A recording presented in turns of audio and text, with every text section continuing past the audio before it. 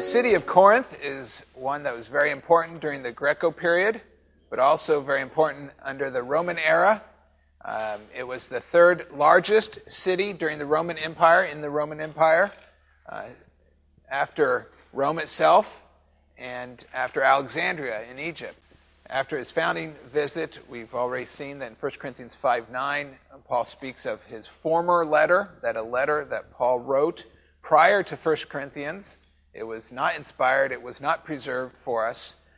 1 Corinthians would actually be 2 Corinthians, right? And after the former letter, a letter is sent to Paul from Chloe's household concerning the disturbance, concerning the disunity between families, between people, some saying, I'm of Apollos, I'm of Paul. And so Paul writes 1 Corinthians after having received this report from Chloe. That is, of course, what we call 1 Corinthians, which is actually Paul's second epistle that we know of. In 2 Corinthians 2, verse 1, turn there with me. In chapter 2, verse 1, Paul refers to his a painful visit. And this painful visit is not recorded in Luke's account in the book of Acts. It's an interruption from Paul's missionary journeys that he makes this painful visit after his first missionary trip, after his second missionary trip, in establishing the church there. Now Paul makes a painful visit. In 2 Corinthians 2, verse 1, we read, "So I made up my mind that I would not make another painful visit to you." And so between Paul's writing of what we call 1 Corinthians and Paul's writing of what we call 2 Corinthians, Paul speaks of a painful visit that he had that he doesn't want to duplicate. He wants his next visit not to be a painful one, but to be a positive one.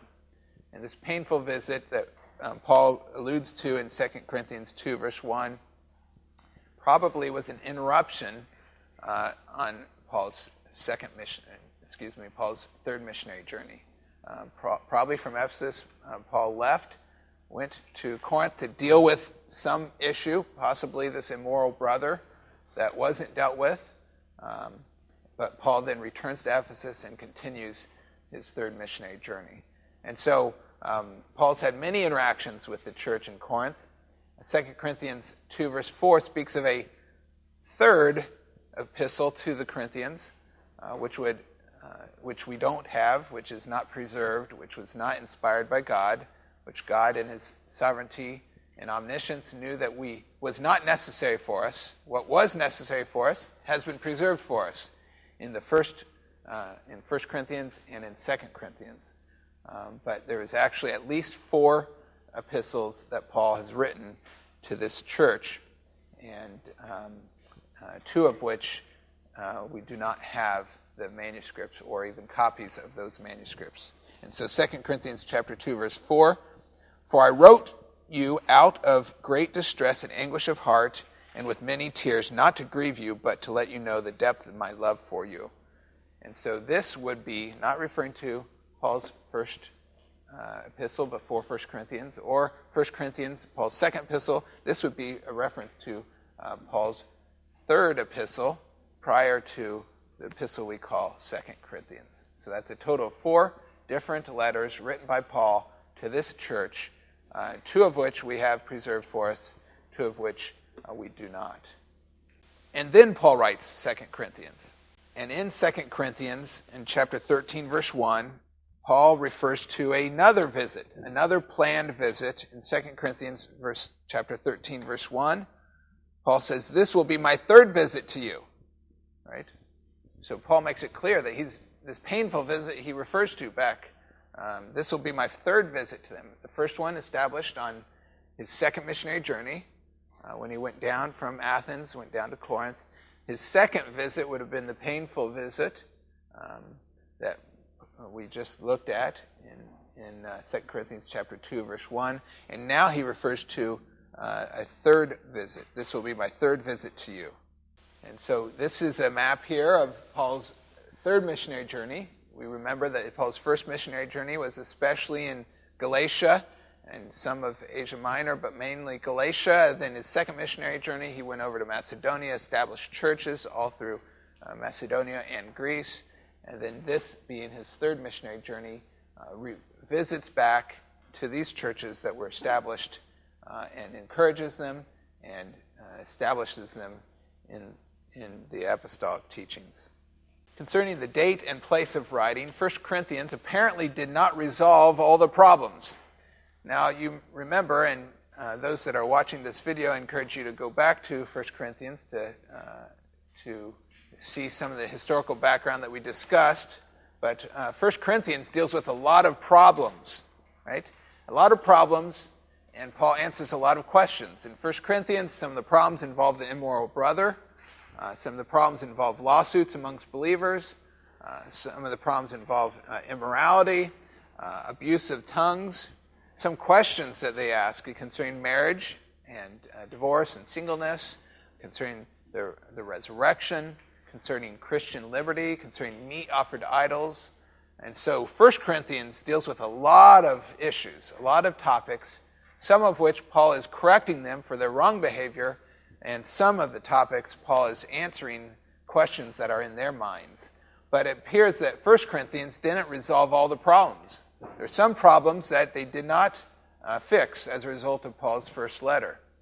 As we alluded to already, Paul made a painful visit, and this painful visit was not a part of his missionary journey recorded by Luke in the book of Acts. Possibly he returned because of a certain man. And you have those references for you in 2 Corinthians chapter 2, verse 1. So I made up my mind that I would not make another painful visit to you. Probably this previous painful visit was because of a particular individual. Verse 5, if anyone has caused grief, he's not so much grieved me as he has grieved all of you. So there's someone in their assembly that Paul saw the need to go and to visit and to correct and to rebuke. And there's some that were causing grief. And so Paul says, I don't want this next visit to be one of grief. And then in chapter 7, verse 12, Paul says, so even though I wrote to you, it was not on account of the one who did the wrong or the injured party. And so, again, Paul seems to be referring to some individual that Paul visited on his painful visit to rebuke or to correct or possibly to resolve something that the church at Corinth didn't resolve, even though Paul told them to in his first letter, in his first epistle. And so we don't have a lot more information apart from those few verses to try to understand what was this painful visit about, what was the problem going on. We can only really speculate beyond that. But Paul makes a visit not recorded in the book of Acts, probably an interruption, a quick run to Corinth to resolve this problem, then goes back to Ephesus and continues his missionary journeys. A second letter was written between these two, the lost letter, follow-up. It's a follow-up probably from Paul's previous journey. And then Paul left Ephesus, went on to Macedonia. Titus arrives and brings an encouraging report to him. So let's look at that encouraging report in 2 Corinthians chapter 7. Again, in verse 6, but God, who comforts the downcast, comforted us by the coming of Titus. And not only by his coming, but also by the comfort you had given him. He told us about your longing for me, your deep sorrow, your ardent concern for me, so that my joy was greater than ever. And so Titus joins Paul in Macedonia and brings this report of the church in Corinth and how they have love for Paul and care for him and concern for him. And so Paul is encouraged by this report brought by Titus. So 1 Corinthians was resolving problems, answering questions. 2 Corinthians, it appears that the majority have repented, the majority have responded well to Paul's rebukes, to Paul's corrections, to Paul's epistle, but a minority were still opposing Paul. And so this fourth letter, what we call 2 Corinthians, was written to respond to this minority of believers or minority of those in the church at Corinth that are not accepting Paul's authority. And so this letter is written to those around 56 to 57 to resolve the problem of those who are not accepting Paul as an apostle, not accepting Paul's apostolic authority. 1 Corinthians is dealing with all sorts of different topics, right? 2 Corinthians is really zeroing in on just one main topic, and that is Paul's apostolic authority. And so that is the majority of the content in 2 Corinthians is simply emphasizing, and from several different vantage points, from several different arguments, that Paul has the authority as an apostle, and that Paul is speaking on behalf of God. So those circumstances, things were now better after the dreaded trip, after his third letter, second lost letter, and so Paul writes this fourth epistle after all of this. Things are improving. The church of Corinth has responded well to his rebuke, to his painful visit. But there's a group of false teachers there that have risen up who are opposing Paul and Paul's leadership. And that is why Paul sees the need to write this second, what we call 2 Corinthians, Paul's fourth epistle. The theme, the nature of Paul's apostleship and message. That is the largest amount of verses and chapters are focusing solely on this, that Paul is an apostle of Christ, and as an apostle of Christ, he has authority to teach what Christ has passed on to him, and to rebuke and exhort the church when they fail. Paul's purpose is to demonstrate that he is a true apostle. He's not a false teacher. He's not a false apostle. We'll see that some are professing to be super apostles. There's some there that are saying that they are apostles. And so Paul will respond to them in their false teaching too, and their attacking of Paul and his authority. So not only does Paul write, the primary focus of Paul's letter is to defend his apostolic authority, but a secondary purpose in chapters 8 and 9, we see a secondary purpose is to encourage the Corinthians to complete the offering that they had promised. And so in 2 Corinthians chapter 8 and 9, Paul encourages them to continue to gather the resources to help others in Jerusalem, probably because of the famine occurring in Jerusalem. And so Paul encourages them to help meet the needs of other Christians in other areas of the world, specifically in Jerusalem, that were in need. And so we see an example here of one church caring for another church. A set of believers in Corinth being encouraged to help believers in Jerusalem. And Paul in 2 Corinthians 8 verse 1 holds up the churches in Macedonia as examples or models of those who were very generous in their giving. 2 Corinthians 8 verse 1 we read, "And now, brothers, we want you to know about the grace that God has given the Macedonian churches. Out of the most severe trial, their overflowing joy and their extreme poverty welled up in rich generosity." Despite their trials that they've been facing, they are very generous. Despite their poverty, they're very generous.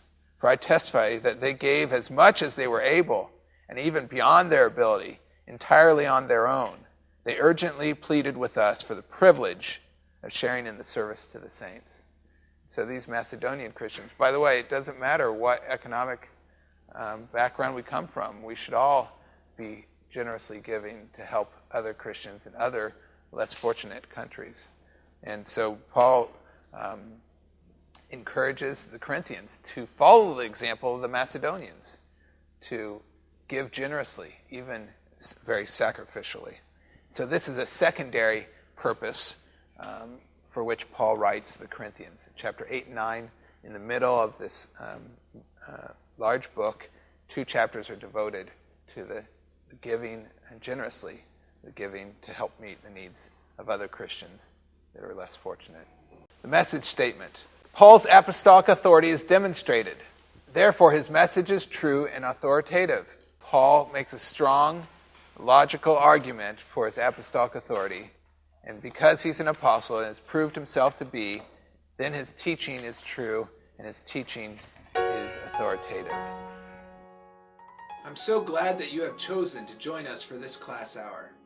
My prayer is that this course and these accompanying materials will be a great resource for you as you seek to know the Word of God better and to know the God of the Word better. Maybe you know someone that would benefit greatly from investing a year of their lives to study the Word of God at our institute. Maybe you are that person. I want to invite you to learn more information about the Word of Life Hungry Bible Institute at our website.